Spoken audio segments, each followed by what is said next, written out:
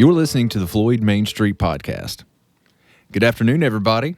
Got a special edition of the Floyd Main Street Podcast for you this week. We got a lot going on with Floyd Fest and some out-of-towners and some people taking vacations. So here at the Floyd Main Street Podcast, we're going to switch it up. You've heard some special interviews in the past, but today we've got an extra special interview. Joining me today to talk about some things is Miss Teresa McKensie, and she is the Assistant Director of the Victim Witness for Radford City and Floyd County. If you don't know what that is, it's an incredibly vital and important role that serves the citizens of Floyd and Radford City. But she's going to talk about what she does, why she does it, and how she got into doing it. And my hope for this is that if there's somebody out there that's listening, Floyd Main Street Podcast listeners, that if you know somebody or maybe yourself that have been through a situation similar to this, that now, after this, you'll know of resources and ways to get you help or that person that you love help. So without further ado, I'm going to introduce Miss Teresa McKensie with us. Teresa, how are you today? I'm great. Thanks for inviting me. Yeah, we got a lot of stuff here that I want our viewers to know about. But first, let's just talk about you, your role, what you do, what your job is, and who all you serve. I've been doing this job, just started my 12th year. The whole entire time, just about, I've been with Eric Branscombe as the Commonwealth. And there's several things as victim witness I do. I go to court with any victim, whether it be domestic violence or sexual assault.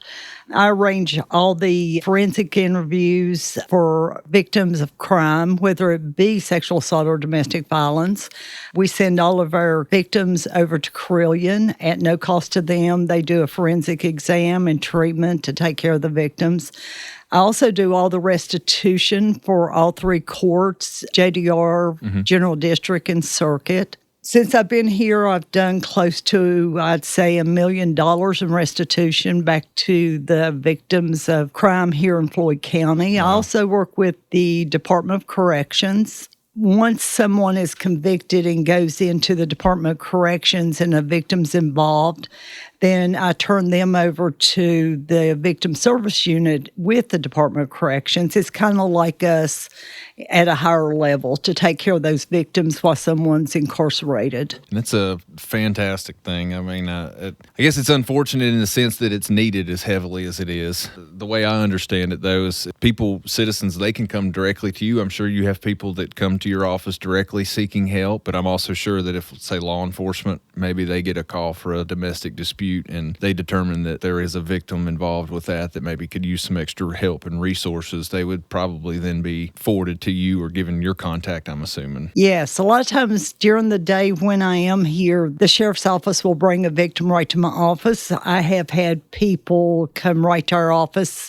before they go to the sheriff's office and just knock on our door and say, I need help. Yeah. Also, there's a lot of money involved in crime. So if you do have a victim, they may go for a forensic and need further treatment. Mm-hmm. And so I do an application for them to get money through the Virginia Victims Fund. Okay. And the Virginia Victims Fund will pay for a lot of different services. If someone's been murdered, they will pay up to $10,000 on a funeral. If it's a crime victim, I've had one that was $45,000 in medical cost. I have also filed claims to pay for helicopters. If it's a transport from here to a trauma center, they will pay for a helicopter. They will also pay for loss of domestic support. And that's a big one. If someone in the household has committed a crime, whether it be sexual assault or domestic violence, then they will pay for support of that family that they've lost because we've got someone in jail. That's a great resource to have because I'm sure money is an obstacle for a lot of people, or at least they feel that they can't reach out for certain help because they can't, afford it. But there's plenty of programs out there that the victim, you don't have to spend a dime of your money. I mean, there's resources there to help you. We also pay for counseling for anybody that goes into counseling, such as small kids that have been sexually assaulted. We pay for counseling, and it will also pay for travel. So I had one victim that went to UVA because of physical assault. They paid for the surgery.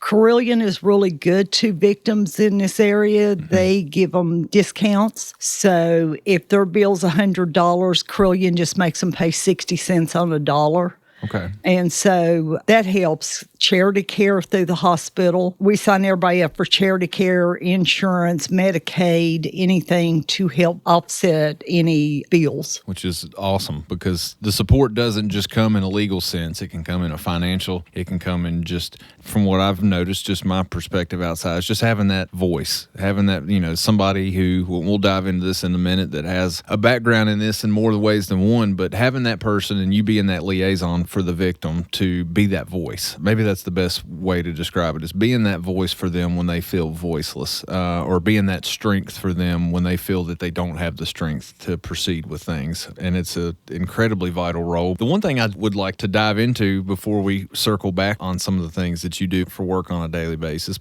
this kind of thing it requires, even beyond being passionate about it, because you can be passionate about something, but it may not even be necessarily something that's your niche or your lane. But you really are beyond the passionate side of it. I think it's a calling. And you may argue that point to me, but I think it's a calling, and I think there takes special people to do special things. So with that being said, though, what gravitated you to want to get into this and help other victims? Before I did this, I was in medical sales for 15 years. Okay. And also I lived in domestic violence myself. For 28 years, I was married to a very abusive, verbally controlling man that said that it would be so easy to kill you and I'll never serve a day in jail. And so he had threatened to kill me, and I stayed that night, but I didn't go home the next day. And so I got a protective order. He was removed from the house, and 2 months later, he breaks in the middle of the night. He violated a protective order, and when he was trying to break into the house, first he cut my phone lines while I was on the phone, so I knew I was in trouble. And so I got a gun, and as he was coming through the window, I told him that either he backed up or I would kill him. And so he didn't. So I fired off a shot, and I missed. I shot the window out where he was standing. My son came in out of his room to see what was going on. Mm-hmm. And I told him, I said, your dad's trying to break in. And it was happening really, really fast. And my son went over and told him we didn't want him there. We had a protective order. And he didn't even look at him. He just looked at me. And so my son, I told him I whispered, get to the neighbor's house, call the police, and I'm going to try to make it. Mm-hmm. He left. I could see from where I was standing him go in the back door of the house. And so I fired off another shot because he continued to try to get in. And then I decided either I didn't have enough bullets in this gun. Either I'm going to have to run or something. Yeah. So I decided to shoot my way out. And so I fired off another shot and I started running. Yeah. And I get into the neighbor's house. I lock the door. We've got 911 on the phone. I am still armed with a gun. I take my son and put him in their bathroom. I go down the hall and wake the dad up. This was like 10:30 at night, and told him to get up, that it's possibility we were all going to die. So he gets up, and my husband comes over and knocks on the door, and I tell him not to open the door, and he said, well, let me just tell him you don't want to talk. And I said, he should know that. I've been shooting at him. Yeah. And so he cracked the door. My husband pushed his way in. I shoot again in their house, and it was an A-frame log house. And so I didn't have any clue where that bullet went. And then I shoot again, and I miss. I'm out of bullets. I start to run. I was going to try to run in one of the bedrooms and lock a door. I didn't make it to the bedroom. I made it to the door, and my husband jumps on my back and rolls me across the floor and pulls out a knife. And so I got 8 stab wounds before my son saw him and ran in and hit him in the face to get him off of me. So I went through the court system. I went through anything that anybody here has to go through. I've gone through. And actually, the day I interviewed for this job, I saw it on the Radford City website.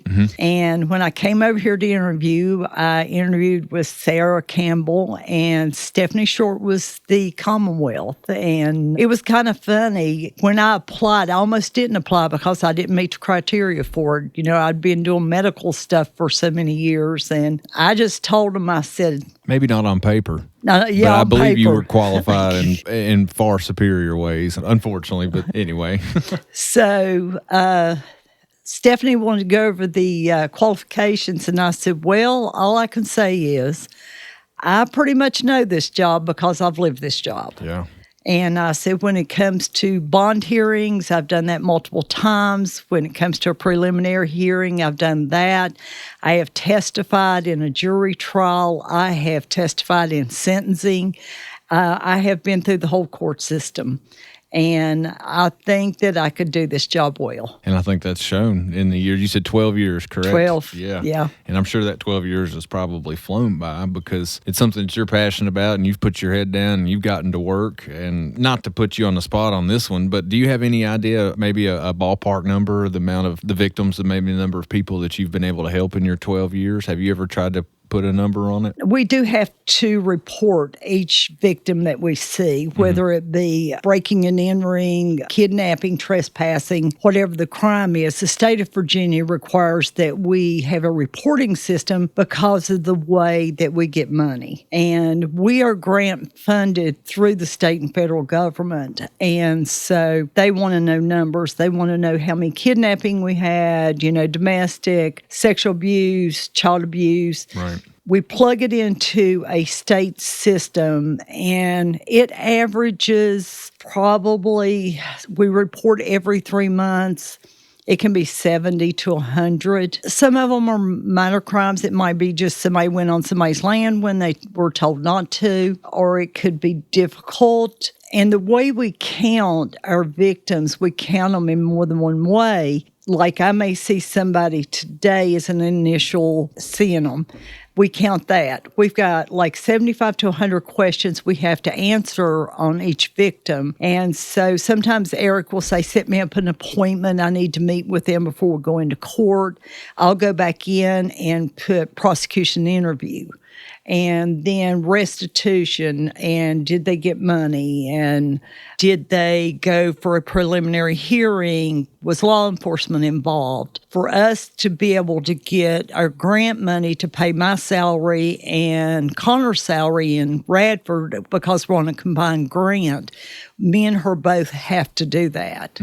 And just this past quarter, we had 160 between me and her in Radford City. Because that's the number I was curious about, something that we've talked about on the podcast. Eric has talked about some of the more notable cases, or maybe ones that have a little bit more public attention to it. Just talking about cases of note in the county, and some of the feedback that we had gotten from our listeners was they were just really, I don't know if mesmerized was the word, but they were just really taken aback. I guess they still viewed Floyd as just little old Mayberry, that nothing ever happened. And so the fact that we were working assault cases and B&Es and things like that they were hearing about, it was really surprising to them. So that, I think that number bodes to that shows you, I mean, that's a pretty significant number in just one quarter, and it is unfortunate.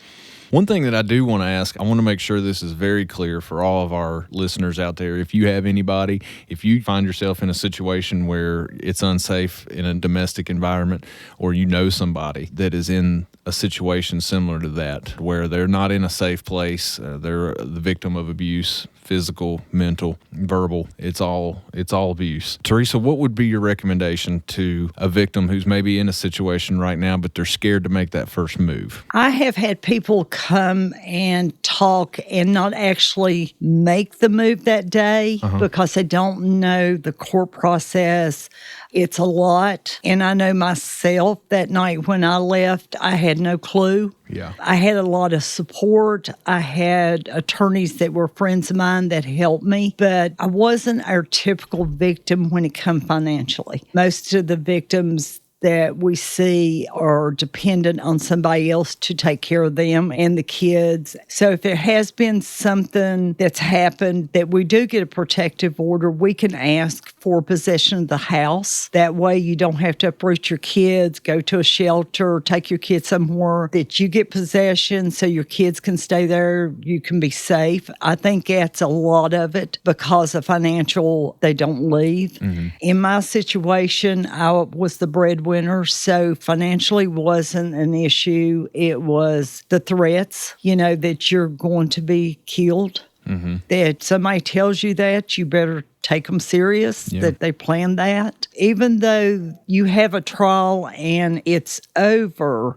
as far as sentencing, it's still a tough road, which I knew when I started this journey to get away from him. It wasn't going to be easy, but I still have to go to the parole board. It's been 22 years, and I've been to the parole board 12 times to keep him in there. This past July 1st, I was invited to Richmond to speak on enhanced credits. The General Assembly, I think it's 2022, reduced the sentencing. 1995, George Allen signed into law truth in sentencing, where every inmate would have to serve 85%. The Democrat-controlled General Assembly decided that wasn't good enough. Even a jury had given my husband 36 years. And just a couple months ago, they took 2 years away. And that makes a big difference when he's getting out 2 years earlier. Mm-hmm. Thank goodness my kids are grown, but I've only got 7 years left. Yeah. And so I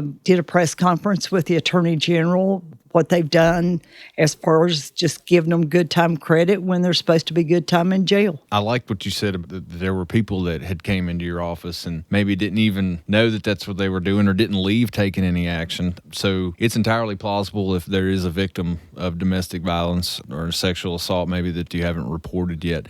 It's entirely plausible that if you want to reach out to Miss McKensie here, you can reach out to her just to talk about it. It doesn't necessarily mean that reaching out that there's going to be immediate action taken and that law enforcement's going to get involved and it's going to become a big deal. I think discretion's probably a really good word to use. And I think you exemplify that in using discretion and being discreet and being gentle. Because you've lived it. You've been through it. And so whether it's somebody that wants to reach out just for options or just somebody to talk to or they're ready to move forward with how to make things better, it's a great resource to have. I am curious, this is a little bit off topic, but where did the Radford City and Floyd come into play together? How did that happen? I think it was because of Sarah. Sarah grew up in Floyd County, and she worked in Radford. So this office did not have a full-time victim witness. And so when she wrote the grant to the state, she included Floyd County in that grant. And so that included hiring somebody full-time. Mm-hmm. And I started out part-time for the first 2 years because the grant was running 2-year cycles. So I started out part-time, and then when she wrote the second grant, she wrote it for me to be full-time. So been here 12 years, full-time 10. And so Sarah lived over here and worked in Radford. I live in Radford and I work over here. And so we would pass in the morning. So she was director of Radford City and Floyd County and then hired me as assistant. And sometimes, like if she was on vacation, I would go cover Radford Court and then she could come over and cover for me. That's pretty cool. Anybody that knows Sarah knows she's an absolute sweet lady and she's put in a lot of work and effort into this. She's also somebody that's incredibly passionate about this. And so we're very thankful to have these fantastic, valuable assets in our county. And I know I've already mentioned it once, and I just want to say it again. I think if there's nothing that our listeners get out of this podcast, I want them just to know that there is help out there, that whether it's them or somebody they know or love, that there is a way out. There's people that will help you. It may not seem like it. As Teresa said, you may not be the breadwinner of the family and think that you rely on somebody else and they use that to their advantage to conduct physical or mental abuse, but there's ways out and there's resources that will pay the bills, help with that will help with lodging. I mean, whatever situation you're in, you can get out of it. Yeah. And don't be afraid to reach out. Teresa, I want to leave to our viewers, if you'll just pass along your contact information. So if there is somebody that's listening to this and they immediately say, I want to jump on that, what's a good way to reach you? You can come down. We're in the basement of the courthouse. You can come down and knock on the door. And I have had people injured coming and knock on the door. And so I've had to get them to the hospital from here. You can also call our office, 540-745-9369. And there's several of us in here. There's about 5 of us works in here, so anybody can get me to the phone. And, I mean, if you're injured, you're sick, whatever you need, you or your kids, just let us know. Yeah. You've got a huge support team in this office. That is very evident. I appreciate you coming and talking to us about this, Teresa. It's a pretty fascinating story and background, and it's unfortunate that it's one that you had to endure, but I'm, for one, am thankful that you've taken such a traumatic experience and you've turned it into such a positive thing to help others, and help others you've surely done, and you continue to do. I don't think there's any signs of slowing down anytime soon, is there? Not as long as I can get up and keep going. We appreciate it, though, and that should cover it for today. We wanted to bring in Miss McKensie and talk about how special the program she is. And so if you have any questions, any of our listeners have any questions, feel free to send us a message, send us in the comments, let us know. We might even have Teresa back on for a follow-up episode with answering some questions, but her contact information is in there. You know where their location is, that if you ever need their assistance, but we really do thank them for that. Miss McKensie, thanks for coming on and talking to us on the Floyd Main Street podcast. We appreciate you. I'm going to sign off for now, and I'm reminding everybody, as always, to take care of yourselves and the ones you love. Till next time, bye-bye.